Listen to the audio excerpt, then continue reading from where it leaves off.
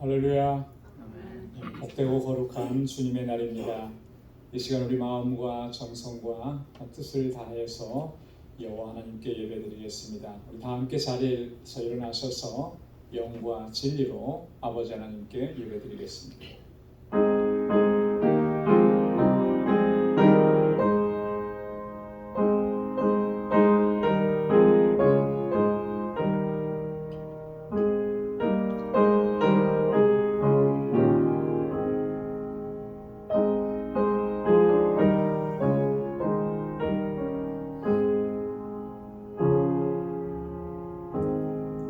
여호와께서 통치하시니 스스로 권위를 입으셨도다.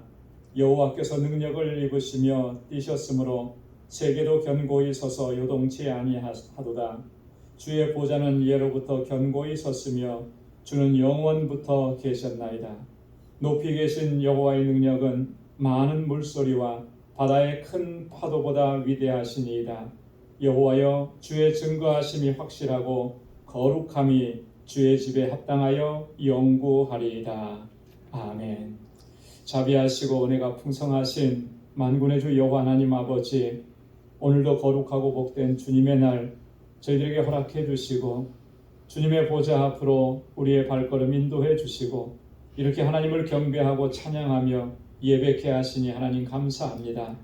지난 한 주간 베풀어 주신 그 은혜와 우리에게 행하신 그 놀라우신 역사, 이 시간 기억하며 주님 앞에 감사와 영광 올려드립니다. 하나님을 예배하는 우리의 심령을 다스려 주시고 거룩하게 하시고 정결하게 하여 주옵소서. 이 시간 우리의 드리는 이 예배를 하나님 기뻐 흠향해 주시고 우리 가운데 임재하셔서 하늘의 평강으로 덧입혀 주옵소서. 예수님의 이름으로 기원하옵나이다. 아멘. 전능하사 천지를 만드신 하나님 아버지를 내가 믿사오며 그 외아들 우리 주 예수 그리스도를 믿사오니 이는 성령으로 잉태하사 동정녀 마리아에게 나시고 본디오 빌라도에게 고난을 받으사 십자가에 못 박혀 죽으시고 장사한 지 사흘 만에 죽은 자 가운데서 다시 살아나시며 하늘에 오르사 전능하신 하나님 우편에 앉아 계시다가 저리로서 산 자와 죽은 자를 심판하러 오시리라. 성령을 믿사오며 거룩한 공예와 성도가 서로 교통하는 것과 죄를 사하여 주시는 것과 몸이 다시 사는 것과 영원히 사는 것을 믿사옵나이다. 아멘. 자리에 앉으시기 바랍니다. 찬양으로 하나님께 영광 돌리겠습니다.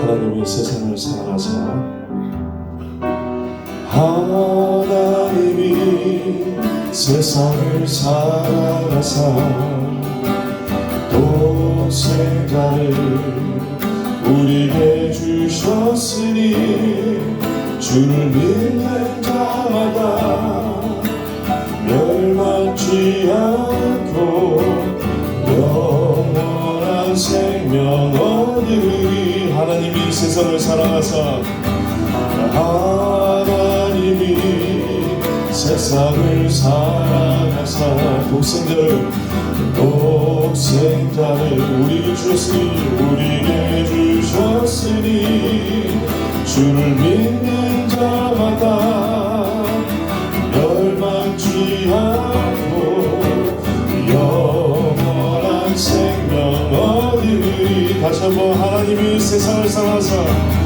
하나님이 세상을 사랑하사 독생자를 우리에게 주셨으니 아멘. 주를 믿는 자마다 멸망치 않고 영원한 생명 얻으리. 할렐루야. 할렐루야.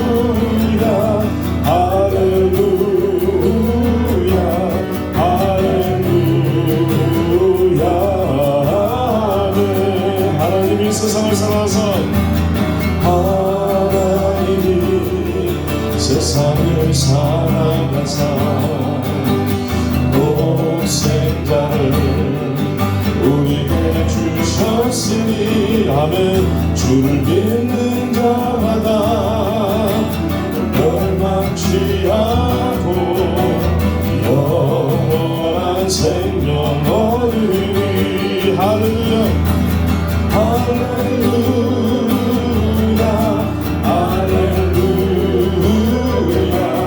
할렐루야 할렐루야 할렐루야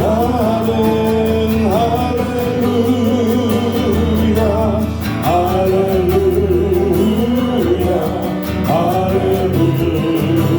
할렐루야 할렐루야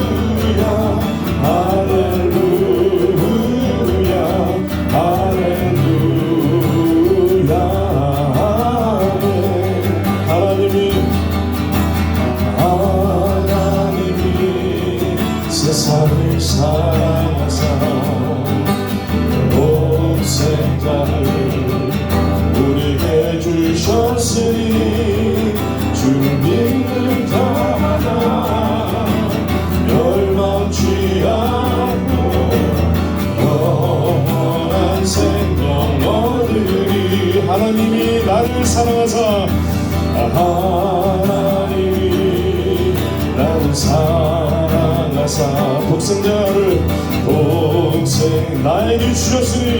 나에게 주셨으니 주를 믿는 자마다 멸망치 않고 영원한 생명 얻으리.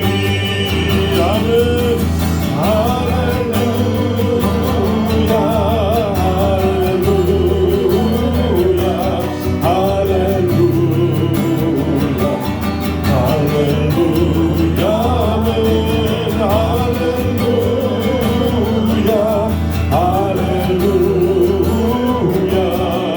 할렐루야 할렐루야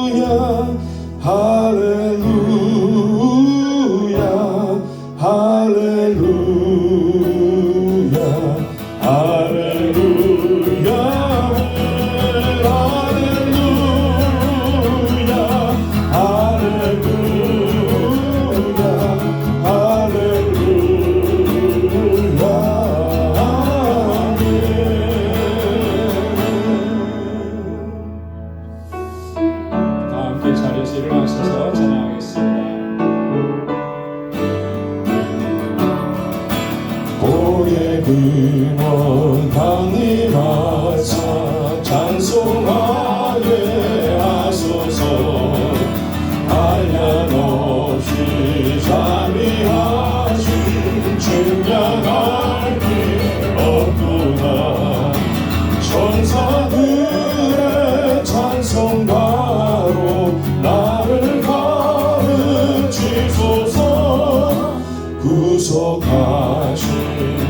사랑을 항상 찬송합니다. 주의 크신 도움 받아 이때까지 왔으니 이와 같이 전국에도 이르기를 바라네. 하나님의 불을 떠나 죄에 빠진 우리를 예수 구원하시려고 보혈 흘려 주셨네. 아멘. 주의 귀한 은혜 받고 일생 빚진 자네 주의 은혜 사슬회사 나를 주께 내소서. 우리 마음은 연약하여 범죄하기 쉬우니 하나님이 받으시고 전국임을 지소서. 하나님이 받으시고 전국임을 지소서. 아멘. 자리에 앉으시기 바랍니다.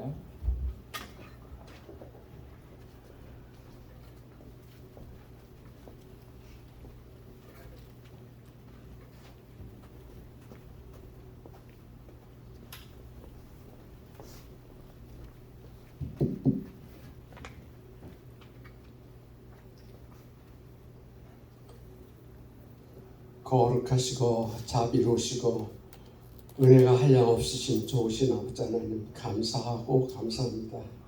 저희 힘이 부족하고 못난 저희들을 하나님께서 우리 주 예수 그리스도로 말미암아 자녀를 삼아주시고 천국 백성을 삼으심을 생각하면 우리가 어찌다 말로 감사할 수 있사오리까. 아버지 하나님, 저희들이 드리는 이 예배가 하나님 받으시는 기뻐하시는 신실한 예배가 되도록 성령께서 역사하여 주시옵소서. 저희들은 지극히 부족합니다. 저희들은 하나님 뜻대로 살기를 원하면서도 항상 돌아보면 내가 주인이 되었고 내 생각과 내 뜻대로 살려고 한 적이 얼마나 많은지 모릅니다. 모든 허물을 용서하여 주시고 아버지의 온전한 마음을 가지고 하나님을 사랑하며 경외하며 섬기는 자들이 되게 해 주시옵소서. 이 아침에 저희들을 주님 앞으로 불러주심을 감사드립니다. 저희들이 마음을 다하고 뜻을 다해 하나님을 경외하며 진정으로 하나님께 드리는 신실한 예배가 되도록 성령께서 주장하여 주시옵소서. 저희들을 아버지 하나님, 우리 방주교회를 하나님께서 참으로 사랑하시는 줄 믿습니다. 저희 방주교회를 통해서 하나님께서 이루고자 하시는 역사를 이루어 주시고 아버지 하나님, 또 저 멀리 알라베다 방주교회를 세우시고 또 건축을 할 수 있도록 모든 일을 하나님께서 이루어 주심을 감사를 드립니다.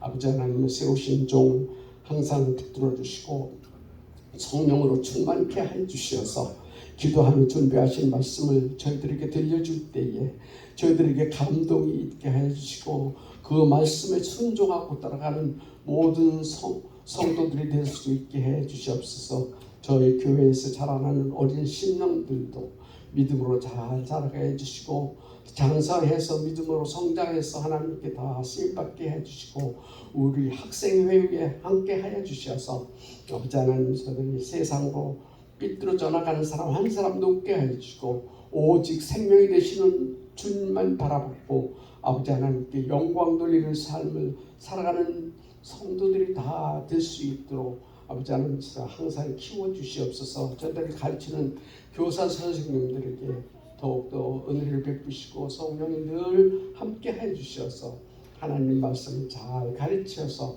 아버지 정말 아버지 하나님께 모두가 다 기뻐하시는 쓰임받는 자들이 다 될 수 있도록 역사하여 주시옵시길 간절히 원하옵고 기도드립니다. 세우신 종을 말씀 저희들 들려주실 때에 아버지 하나님께서 늘 함께 해 주심으로 평강이 저희 교회 성도들을 위해 항상 충만하게 해주시옵소서. 모든 예배를 받아주시고 영광 받으시옵소서. 우리 주 예수님 거룩하신 이름 받들고 기도하옵나이다. 아멘.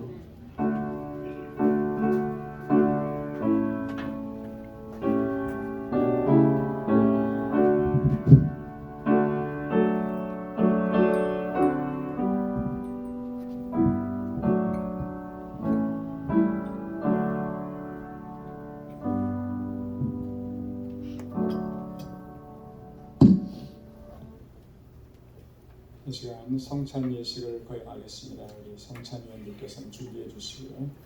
285장 1절 4절 찬양하겠습니다.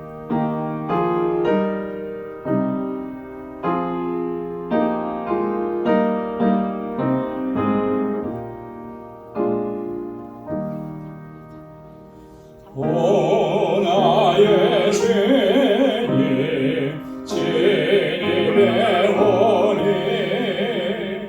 영원한 세계 밝히 나타나 한없는 은혜 그리 누리리 주님께 모든 염려 맡기리 주님의 성찬 받을 때마다 하늘의 기쁨 미리 맛보고 어린 양잔치 참여한 같이 영원한 기쁨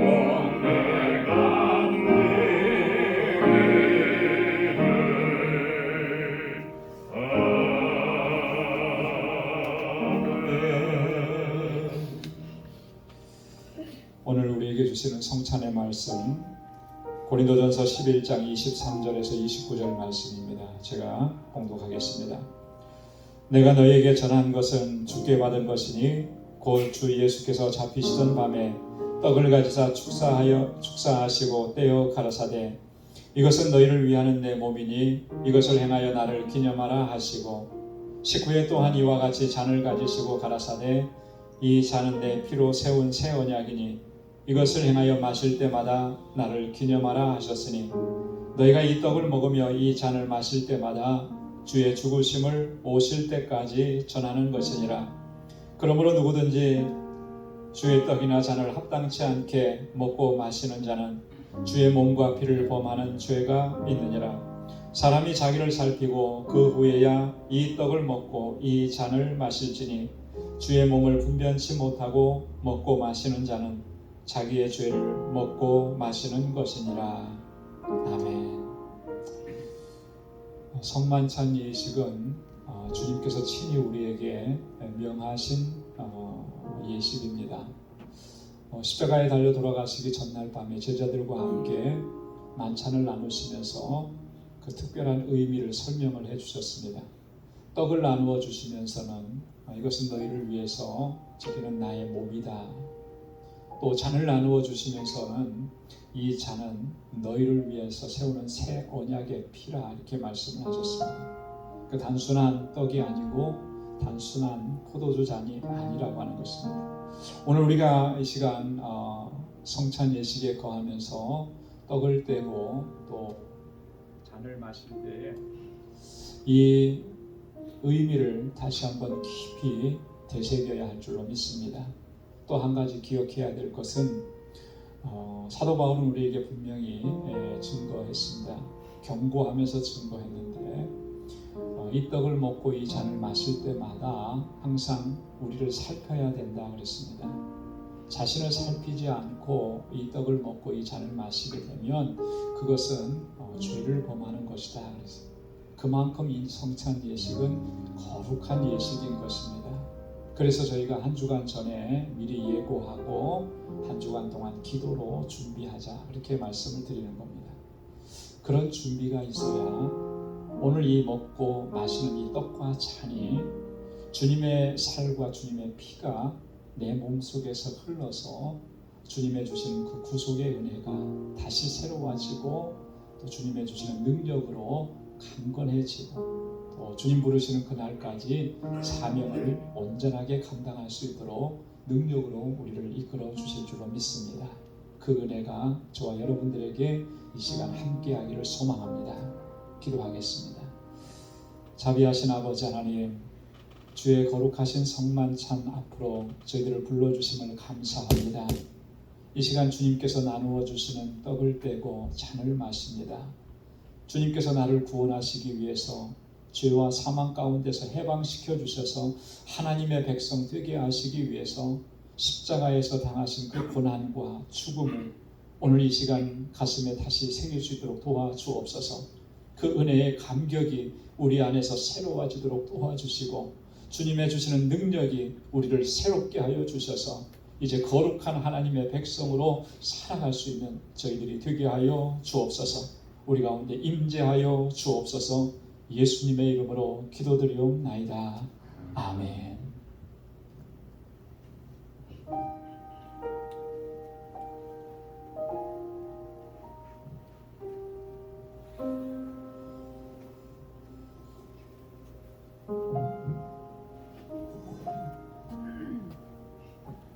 먼저 떡을 떼시고 이후에 잔을 드시고 또 마치신 분들께서는 기도하면서 기다려 주시면 좋겠습니다. 그러므로 이제 그리스도 예수 안에 있는 자에게는 결코 정죄함이 없나니 이는 그리스도 예수 안에 있는 생명의 성령의 법이 죄와 사망의 법에서 너를 해방하였습니다. 내가 그리스도와 함께 십자가에 못 박혔나니 그런즉 이제는 내가 산 것이 아니요 오직 내 안에 그리스도께서 사신 것이라. 이제 내가 육체 가운데 사는 것은 나를 사랑하사 나를 위하여 자기 몸을 버리신 하나님의 아들을 믿는 믿음 안에서 사는 것이라. 아멘. 너희가 세례로 그리스도와 함께 장사한 바 되고 또 죽은 자들 가운데서 그를 일으키신 하나님의 역사를 믿음으로 말미암아 그 안에서 함께 일으키심을 받았느니라. 아멘. 이 떡은 주님께서 나를 위해서 찢기신 주님의 몸입니다. 이 잔은 주님께서 나의 모든 죄를 깨끗이 씻어주시기 위해서 흘리신 주님의 보혈입니다. 주님의 몸과 주님의 피가 내 몸에 흘러서 나를 거룩하게 하고 정결하게 하고 하나님의 거룩한 백성으로 살아가게 하시는 줄로 믿습니다.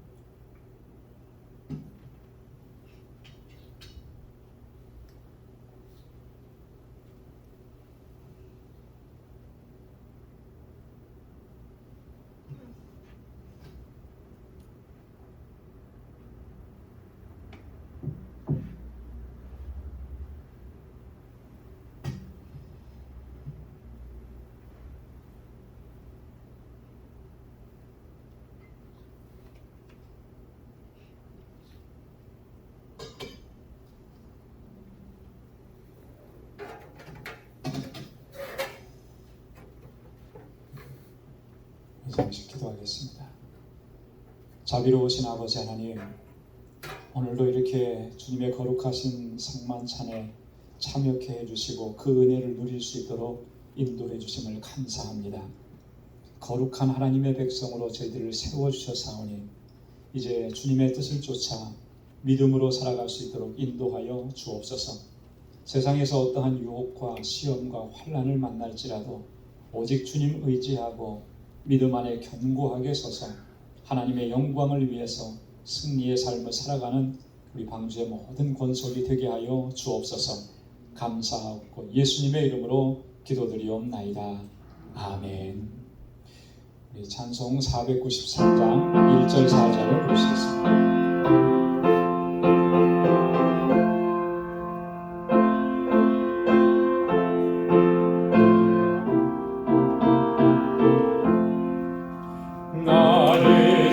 주님의 새 생명 얻은 몸 옛 것은 지나고 새 사람이로다. 그 생명 내 맘에 강같이 흐르고 그 사랑 내게서 내같이 빛난다. 영생을 맛보며 주 안에 살리라. 오늘도 내일도 주 함께 살리라. 주 따라가는 길 험하고 멀어도 찬송을 부르며 그 따라가리라.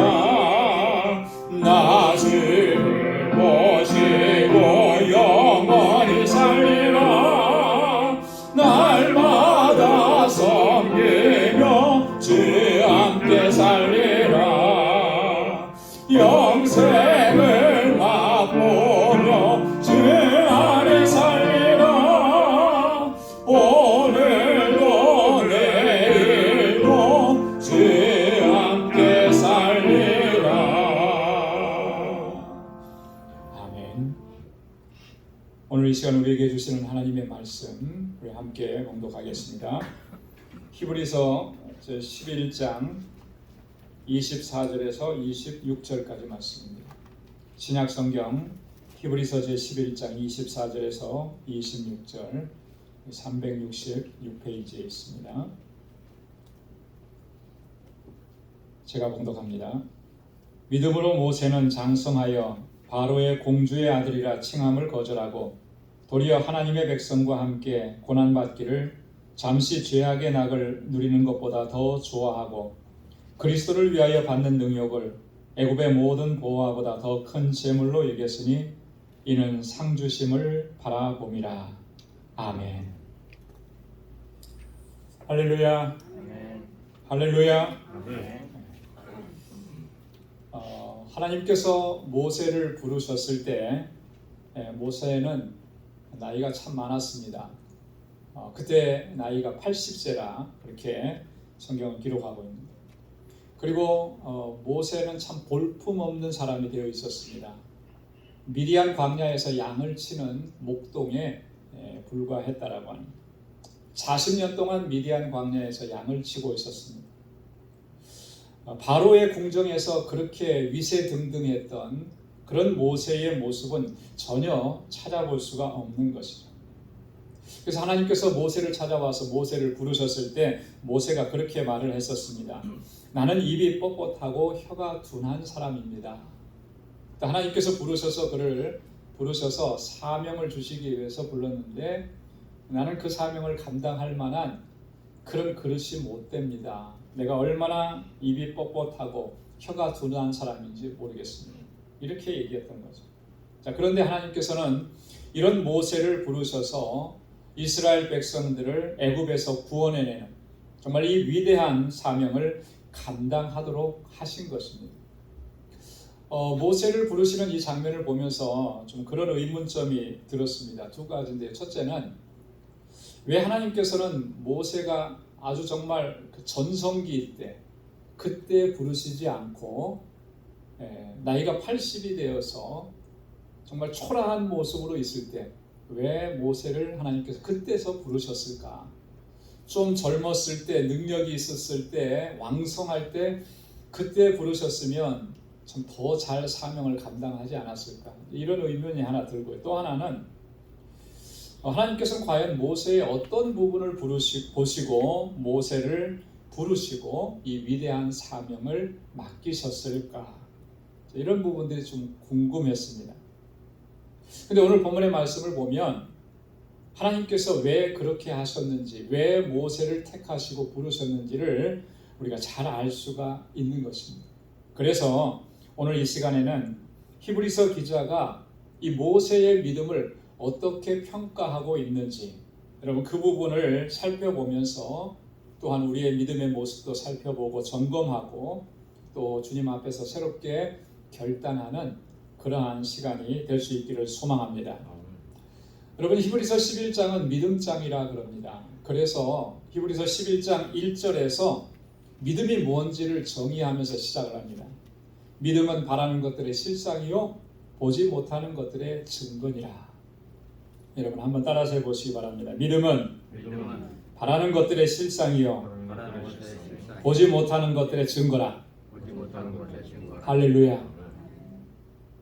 무슨 말씀인지 이해가 되십니까? 오랫동안 우리가 신앙생활을 했으니까 이게 무슨 말씀인지 그렇게 쉽게 지금은 이해가 돼요. 자, 그런데 처음에 이 말씀을 들으면 언뜻 이해가 가지 않는 것이 분명합니다. 저도 그랬었고 너무나 추상적인 것 같아요. 믿음이라고 하는 것이 바라는 것들의 실상인데 그게 뭔가, 보지 못하는 것들의 증거라 그랬는데 그게 도대체 뭐를 얘기하는가.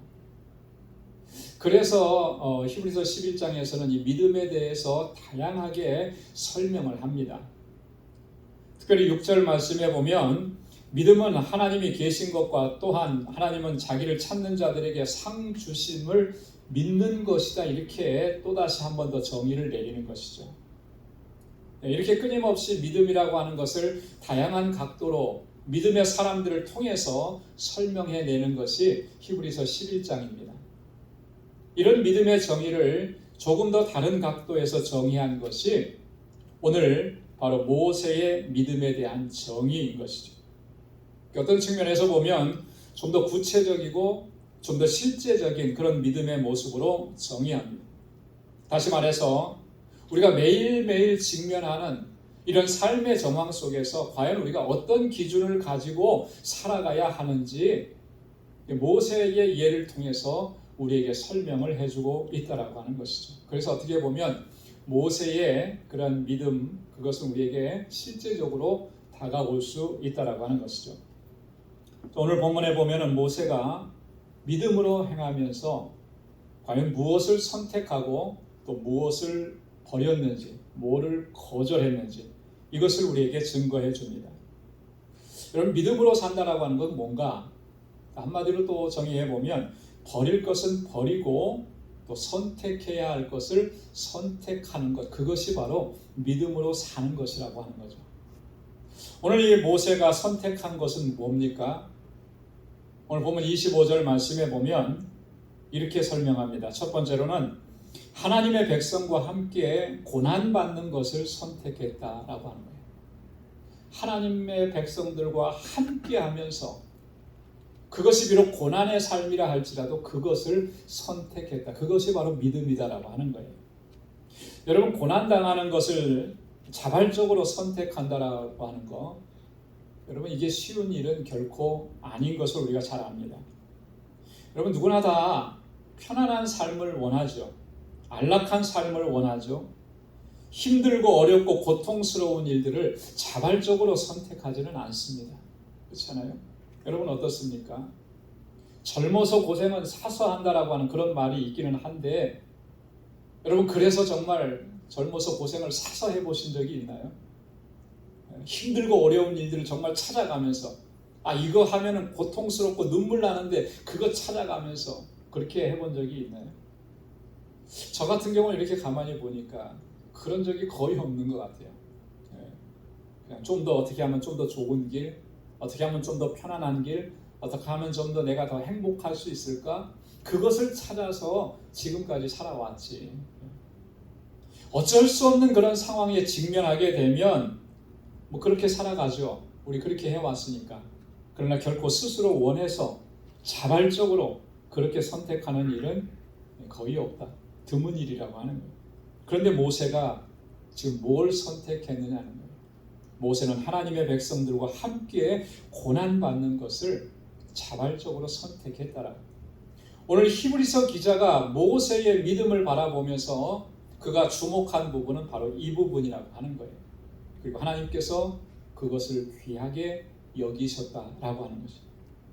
두 번째로 모세가 선택한 건 뭡니까? 26절에 보니까 그리스도를 위해 능욕받는 것을 선택했다.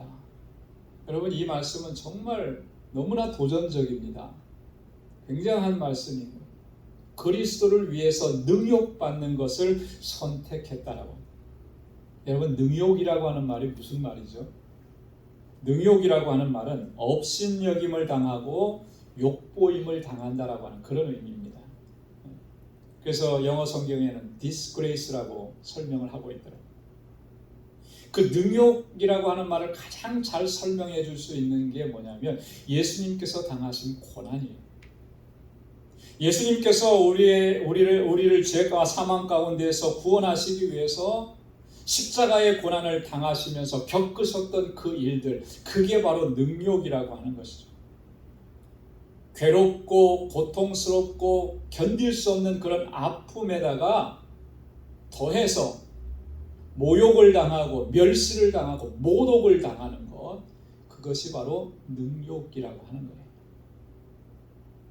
예수님께서 우리를 위해서 능욕당하셨던 것처럼 모세는 그리스도를 위해서 능욕당하는 것을 선택했다라고 하는 거예요.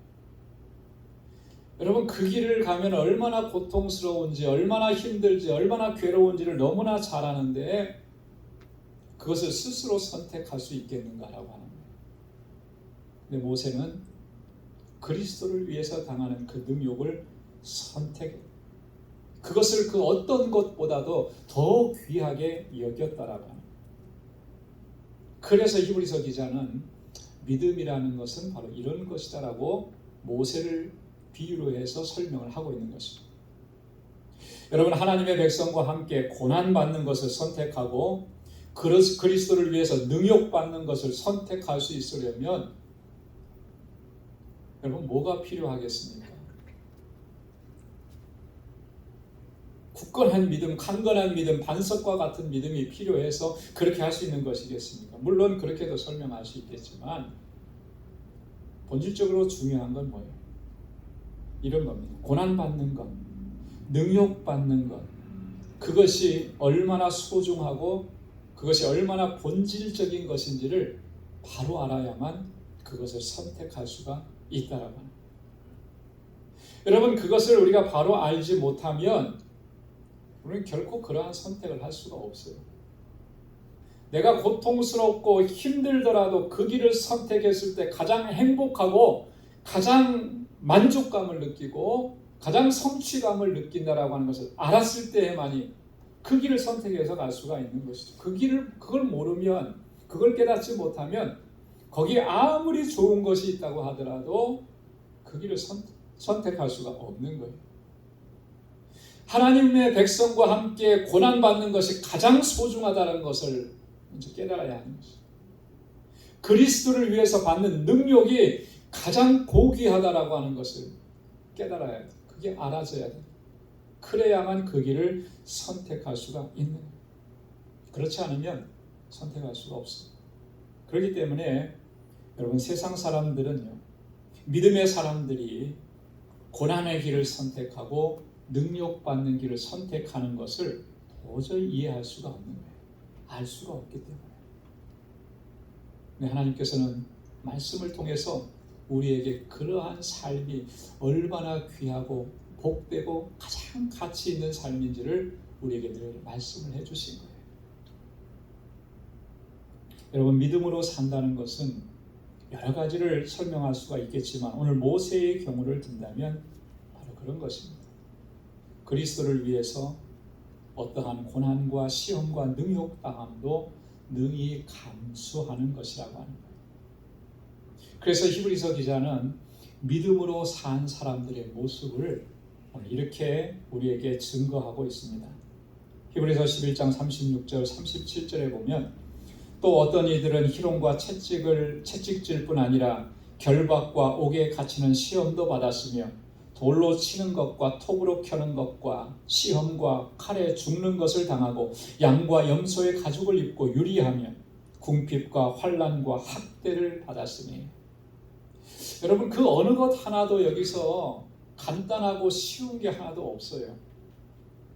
그런데 믿음으로 산 사람들은 이런 것을 기쁨으로 받아들였다라고 하는 거예요. 어떻게 그렇게 할 수가 있었는가? 그리스도를 위해서 능욕받는 것이 가장 귀하다라고 하는 것을 깨달았기 때문에. 여러분, 그것을 깨닫고 그 길을 스스로 선택하는 것, 그것이 바로 믿음이라고 하는 것. 오늘 히브리 기자가 우리에게 증거하는 것입니다. 여러분, 우리가 믿음으로 산다는 것은요, 단지 성경을 많이 읽고 기도 많이 하고 예배에 참석하고 교회 봉사하고 구제하고 선교하는 것, 그것만을 의미하지는 않습니다. 우리는 보통 그런 것을 열심히 하면 참 믿음이 좋은 사람이라고 생각하고 스스로도 그렇게 자기를 평가하기가 쉬운데요. 여러분, 그게 전부가 아니라고 하는 거예요. 그게 전부. 부분이 될 수는 있지만, 일부분이 될 수 있지만 그게 믿음의 전부를 보여주는 게 아니에요. 믿음으로 산다라고 하는 것은 거기에서 한 걸음 더 나아가서 모세를 통해서 우리에게 보여주신 것처럼 하나님의 백성들과 함께 고난받는 것, 그것을 선택하는 거예요. 그리스도를 위해서 능욕받는 길, 그것을 스스로가 선택해서 그 길을 걸어가는 것, 그게 바로 믿음이라고 하는 거예요. 그렇기 때문에 오늘 이 믿음에 대한 정의는 저희들에게 굉장한 도전을 주는 것입니다. 우리는 스스로가 내가 예배에 잘 참석했으니까 어쩌면 나는 믿음이 좋은 사람으로 그렇게 스스로를 평가하고 있을지 모릅니다. 거기에서만 멈춰버렸기 때문에 우리가 믿음으로 삼으라고 하면서도 삶의 현장으로 나아가서는 정말 그리스도인다운 삶의 모습을 보이지 못한 것이고, 조그만 시험에도 우리가 너무나 쉽게 무너지고 넘어지고 좌절했던 것입니다. 여러분, 이 시간을 통해서 오늘 모세가 그러했던 것처럼 오늘 우리도 그렇게 결단하고 그 길로 걸어갈 수 있기를 주님의 이름으로 축원합니다. 자, 두 번째로는 모세가 거절하고 버린 것이 뭐냐라고 하는 거예요. 믿음이라고 하는 것은요, 선택해야 될 것을 선택하는 것도 있지만 또 하나는 거절하고 버려야 되는 것은 버리는 것입니다. 오늘 본문을 통해서 보면은 모세는 세 가지를 버렸다 그랬는데 24절 말씀에 보면 바로의 공주의 아들이라 칭함받는 것을 거절했다, 그렇게 기록합니다. 여러분이 바로의 공주의 아들이다, 이게 얼마나 대단한 것입니까? 당시의 애굽이라고 하는 나라는 전 세계에서 최고로 강대한 나라였다. 그 나라의 왕자가 되는 것입니다. 얼마나 대단한 자리입니다. 모든 것이 보장된 삶이고 부족함이 없는 삶, 풍요롭고 호화로운 삶이, 아무것도 걱정할 필요가 없습니다. 최고의 권력을 누리는 그 자리입니다. 그런데 모세는 그 보장된 그 모든 것들을, 그 자리를 거절했다라고 하는 거예요. 세상 사람들이 볼 때는 참 미련해 보이죠. 왜 그 자리를 버리느냐? 근데 모세가 그 자리를 버린 것, 바로의 공주의 아들이라고 하는 그 칭함받는 것을 거절한 것은 단 하나의 이유입니다. 그게 뭐냐면 그는 하나님의 백성이었기 때문에 그래요. 하나님의 백성이었기 때문에.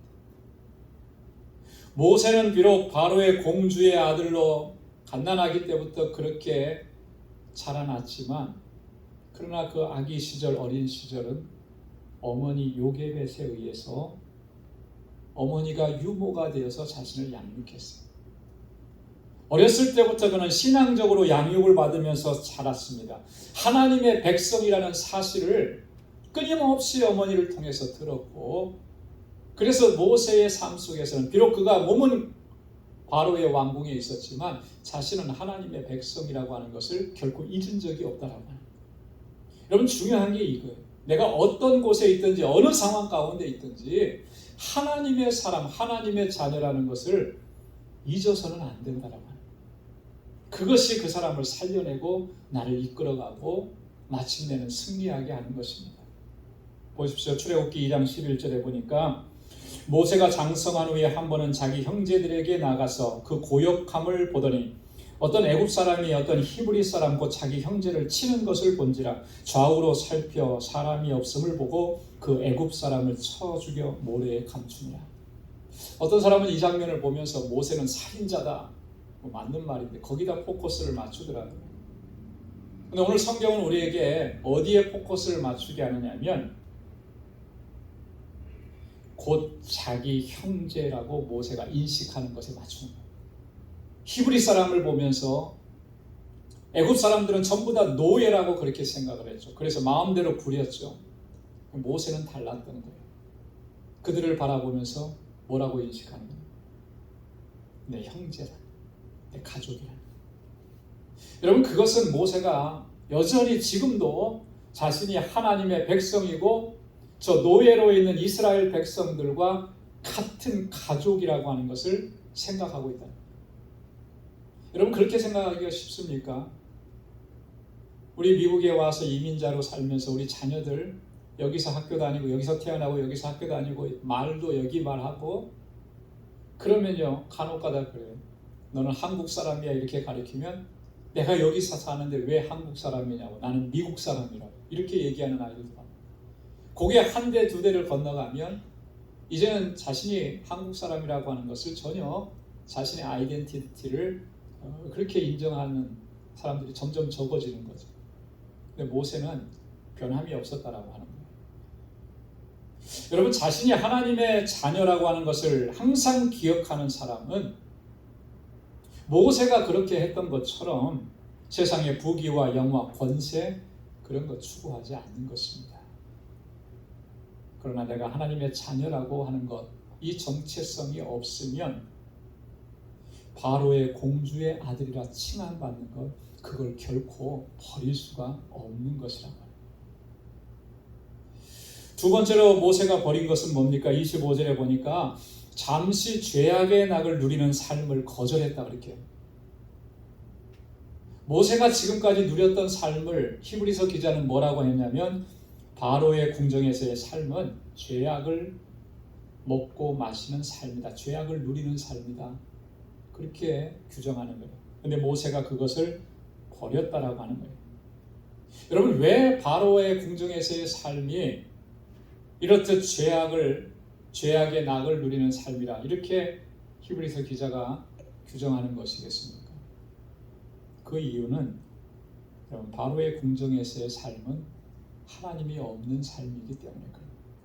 하나님이 없어요. 하나님에 대한 경외심도 없고 하나님을 두려워하는 그러한 모습도 전혀 없는 것입니다. 아예 하나님에 대해서 인식조차 하지 않고 있는 것입니다. 그렇기 때문에 거기에서 먹고 마시는 것은요, 죄악을 먹고 마시는 것이라고 그렇게 설명합니다. 여러분, 우리가 아무리 세상에서 많은 것을 누리고 지위가 높은 곳에 올라가고 대단한 일들을 했어도 하나님에 대한 인식이 없고 하나님을 두려워하는 마음이 없고 하나님을 경외하는 마음이 없다면 그것은 결국 죄악을 먹고 마시는 것입니다. 그리고 그 마지막은 어떻습니까? 소돔과 고모라 성이 하나님의 심판에 의해서 멸망당한 것처럼 그렇게 될 수밖에 없는 것이라고. 여러분, 하나님께서 모세를 귀하게 모신 것은 바로 이런 거예요. 이 죄악의 낙을 즐기는 것, 그것을 거부하고 온전히 하나님의 백성들과 함께 고난당하는 그 길을 선택했다라고 하는 거예요. 믿음이라고 하는 것은 그런 거예요. 세상에 아무리 좋은 것이 있고 즐거운 것이 있고 나를 기쁘게 해주는 것이 있어도 하나님 없이 가는 그 세상의 길을 과감하게 포기할 수 있는 것. 그게 믿음의 길이에요. 하나님 안에 가장 귀한 보배가 있고 하나님이 나에게 가장 소중한 분이기 때문에. 26절에도 보면은 애굽의 모든 보화들을 거절했다 그렇게 말합니다. 여러분, 보화라고 하는 것, 재물이라고 하는 게 얼마나 힘이 있는지 모릅니다. 사람들의 마음을 빼앗기에 충분한 힘이 있습니다. 우리의 마음, 우리의 눈은 다 물질이 있는 곳에 가 있어요. 사람의 마음이라고 하는 것이. 그렇기 때문에 사람들이 재물의 마음을 빼앗겨서 큰 일을 그르치는 사람들이 많이 있고요. 심지어는 소중한 생명도 잃는 그런 일들이 종종 일어나게 되는 겁니다. 성경에 보면 대표적인 사람이 한 사람이 있어요. 그 사람이 누구냐면 발람이라고 하는 선지자. 민수기 23장에 보면 발람이라는 선지자가 어떠한 것을 선택하느냐. 모압 왕 발락이 수많은 재물을 가지고 와서 발람을 유혹합니다. 저 이스라엘 백성들을 저주하라고. 그러면 내 이 모든 것들을 다 너에게 주겠다고. 이렇게 그런 제안에 발람은 마음이 빼앗겼어요. 이러한 발람의 모습을 베드로 사도가 이렇게 평가하고 있습니다. 베드로후서 2장 15절에 보면 저희가 바른 길을 떠나 미혹하여 부올의 아들 발람의 길을 쫓는도다. 그는 불의의 삭슬을 사랑하다가 자기의 불법을 인하여 책망을 받되 말 못하는 나귀가 사람의 소리로 말하여 이 선지자의 미친 것을 금지하였느니라. 굉장히 강한 어조죠. 자, 발람이 뭘 사랑했다 그랬습니까? 불의의 삭슬을 사랑했다. 이 불의의 삭이라고 하는 것은 모압 왕 발락이 제공하는 그 금은 보화를 얘기하는 거예요. 그걸 사랑해서 자신이 해야 될 길을 걷지 못하고 그걸 저버린 거예요. 자, 이 모습을 보고 말 못하는 짐승인 나귀가 사람의 소리를 내서 이 발람 선지자를 책망했잖아요. 하나님께서 하신 일이죠. 자, 그런데 베드로가 뭐라고 얘기하냐면 이 선지자의 미친 것을 금지하였느니라. 지금 발람이 선택한 것은 미친 짓이라고 하는 거예요. 미친 짓. 하나님의 말씀을 선포해야 되고 하나님의 백성들을 축복해야 될 그런 사명을 받은 선지자가 물질의 마음을 빼앗기고 보화의 마음을 빼앗겨서 마음이 흔들려서 그 길을 향해 나아가는 그거 미친 짓이라고 하는 미친 짓. 여러분, 모세가 바로의 궁정에서 누렸던 그 모든 금은 보화 정말 대단한 것이죠. 자신의 일평생을 보장해 줄 수 있는 어마어마한 능력이 있는 그런 것이면 분명합니다. 그렇지만 모세는 거기에 마음을 빼앗기지 않았습니다. 어떻게 그렇게 할 수가 있겠습니까? 어떻게 그런 유혹에 흔들리지 않을 수가 있을까요? 오늘 히브리서 기자가 26절을 펴서 결론적으로 그렇게 얘기합니다. 이는 상 주시는 이를 바라봅니다. 할렐루야. 한번 따라서 해보시기 바랍니다. 상 주시는 이를 바라봅니다. 상을 주시는 분이 누구신지를 바로 알고 그분만을 바라봤기 때문에 그래요. 그분이 주시는 상이 가장 소중하고 귀한 것임을 그는 알았기 때문에. 여러분, 설교를 처음 시작하면서 믿음이 뭐냐고 히브리서 기자가 얘기할 때 뭐라고 얘기했다고 그랬습니까? 믿음은 자기를 찾는 자들에게 상 주시는 일을 바라보는 것이라고 그랬어요. 하나님은 그렇게 하시는 분임을 믿는 것이 바로 믿음이라고 그랬어요.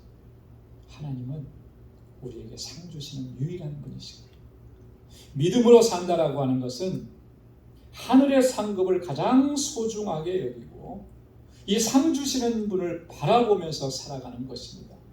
그렇기 때문에 세상의 것이 아무리 풍요롭고 넉넉하고 권세가 있는 것이라 할지라도 그것을 포기할 수가 있습니다.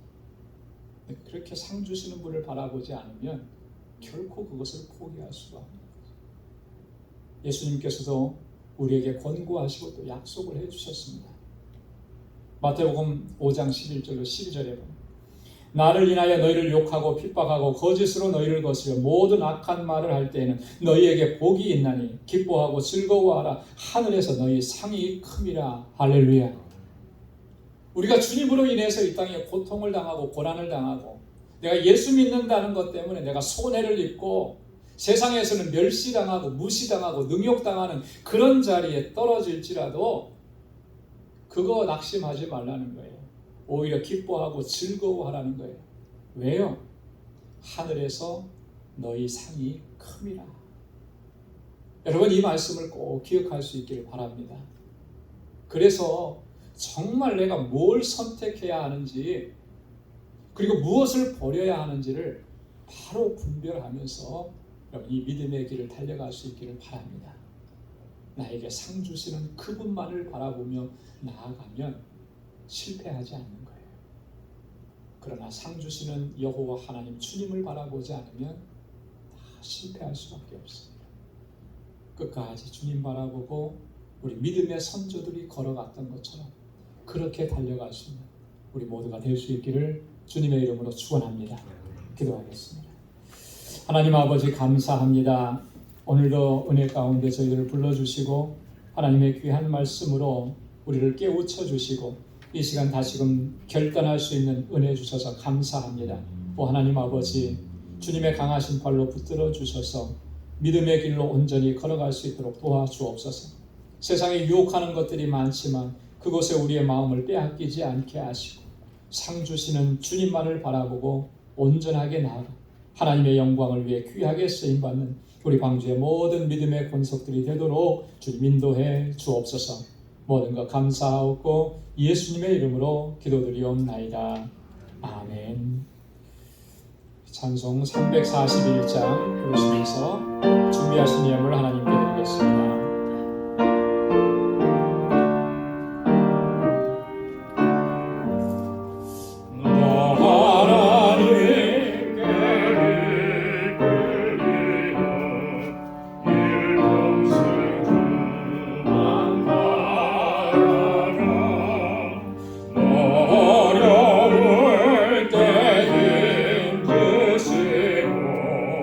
언제나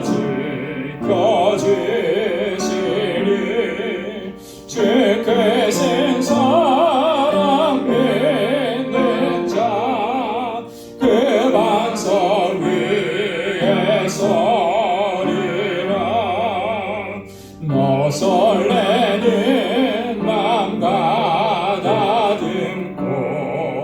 비방 중 기다리면서 그 은혜로우신 주의 뜻과 사랑에 만족하여라. 우리를 불러주신 주 마음에 소원하신다. 주 찬양하고 기도하며 내 몸부림 서다하라. 주 약속하신 모든 은혜 내게서 이루어지리라. 참되고 의지하는 자 주께서 기억하시리. 아멘.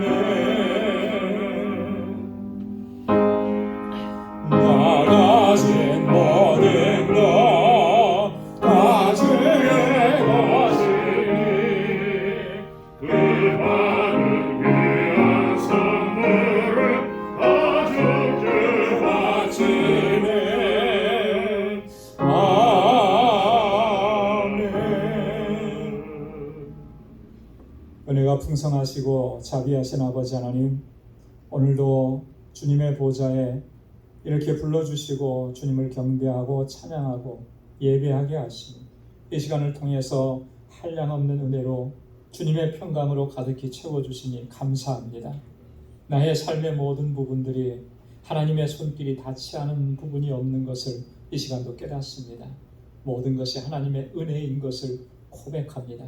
주님께 감사와 찬양과 영광을 올려드립니다. 하나님 받아 주옵소서.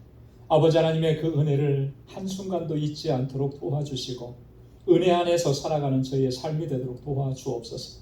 늘 감사하며 사는 삶이 되게 하시고 선하신 손길로 인도해 주시는 하나님의 손길을 의지해서 믿음으로 살아가는 저희들이 되게 하여 주옵소서. 거룩하신 하나님의 뜻에 온전히 순종할 수 있도록 우리를 붙잡아 주옵소서. 하나님께서 우리에게 명하신 일들을 온전히 감당하고 특별히 하나님의 마음이 있는 곳을 향하여 우리의 발걸음이 나아가도록 도와주옵소서. 주님 앞에 이렇게 간절하게 간구하며 주님 앞에 영광을 올려드립니다. 하나님 감사의 예물을 올려드리고 11조의 예물을 올려드리고 선교의 예물을 올려드리고 구제의 예물을 올려드리고 주님의 몸된 교회를 위해서 기도하면서 땀 흘려 수고하면서 건축 예물을 올려드립니다. 하나님 주의 백성들의 드리는 이 손길과 이 마음 저희의 삶을 하나님께서 받아 주옵소서. 아버지 하나님 언제나 어디에서나 주님께로부터 받은 그 사랑과 은혜로 이제는 베풀고 나누며 하나님의 뜻을 이루어가는 우리 방주의 모든 권속들이 다 되게 하여 주옵소서. 오늘도 주님의 거룩한 전에 나와서 하나님 구석구석에서 하나님 섬기며 수고하는 사랑하는 주의 종들의 그 손길을 기억해 주시고 주의 은혜와 복으로 가득히 채워 주옵소서. 저희들 또 한 주간의 삶을 향하여서 나아갑니다. 그 발걸음을 지켜주시사 하나님 항상 복된 발걸음이 되게 하시고 복에 근원된 삶을 살아갈 수 있도록 도와주옵소서. 저들의 가정을 평안케 하옵시고 그 손으로 하는 모든 일들이 다 형통하게 하옵시고 특별히 하나님 허락해 주신 믿음의 기업들을 이 한 주간 동안도 지켜주셔서 하나님께 큰 영광 올려드리는 복된 기업이 되도록 인도하여 주옵소서. 모든 것 감사하고 예수님의 이름으로 봉헌 기도드리옵나이다. 아멘. 우리 선우좌우에 계신 분들과 우리 함께 인사 나누시기 바랍니다. 샬롬 주님의 평강이 함께하길 바랍니다. 우리 악수해 주시고 찾아가 주시고 또 손도 잡아 주시고 사랑합니다. 축복합니다. 우리 인사 나눠주시기 바랍니다.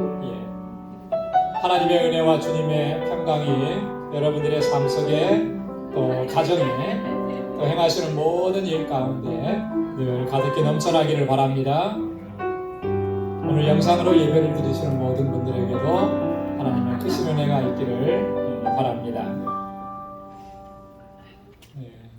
교회 소식 전해드리도록 하겠습니다.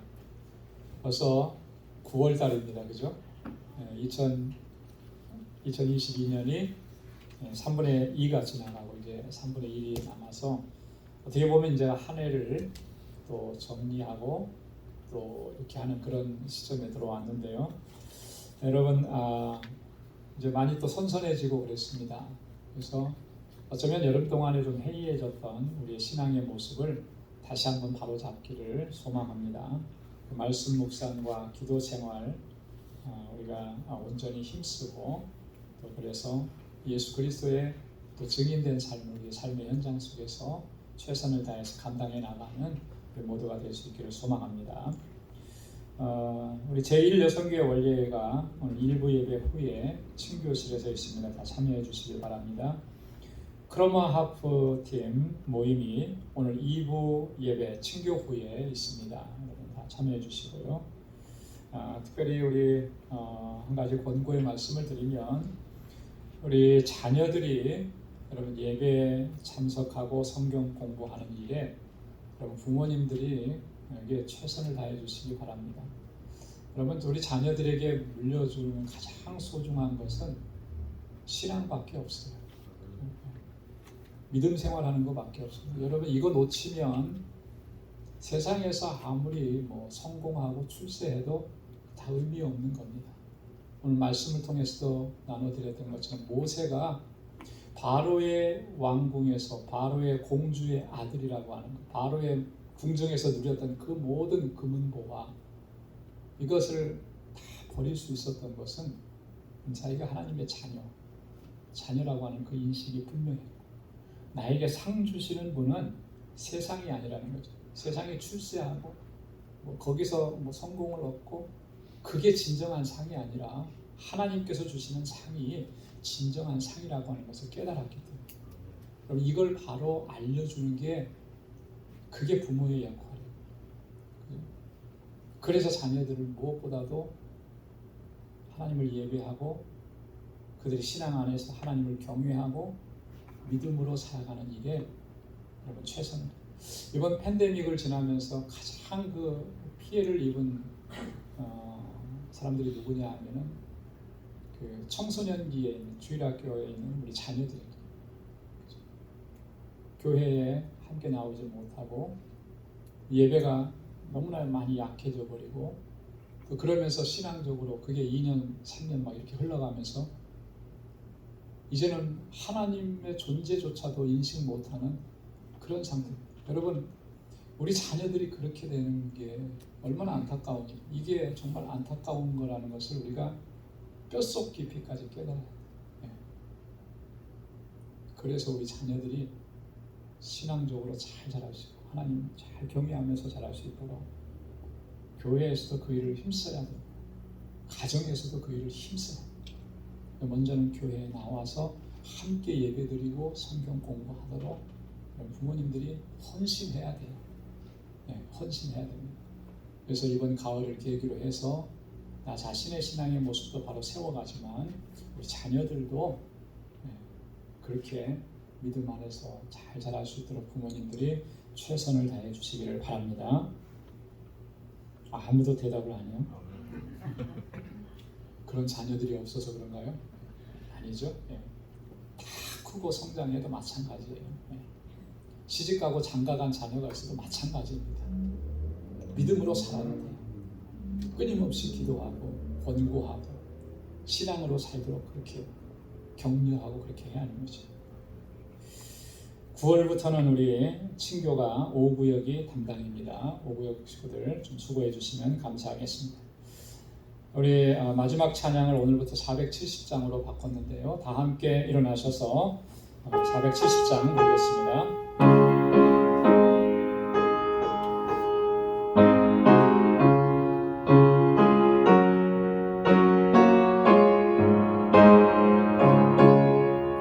내 평생에 가는 길 신탄하여 늘 선전한 강 같든지 큰 평화로 무섭고 어렵든지 나의 영혼은 늘 변하다. 내 영혼 평안해. 내 영혼 평안해.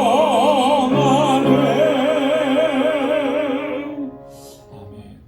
이제는 우리 주 예수 그리스도의 무한하신 은혜와 하나님 아버지의 크고 놀라우신 사랑과 성령의 위로 교통 충만하심의 역사가 오늘 모세가 보여주었던 것처럼 상 주시는 이 오직 여호와 하나님 주님만을 바라보고 주님의 주시는 상이 가장 소중하고 귀한 것임을 알아 세상의 모든 보화도 거절하며 온전히 믿음의 길로 선택하여 달려가기로 결단하는 우리 광주의 모든 믿음의 권속들과 또 저들의 가정과 직장, 생업의 터전과 학업 위에 이제로부터 영원까지 함께 하시기를 간절히 축원하옵나이다. 아멘.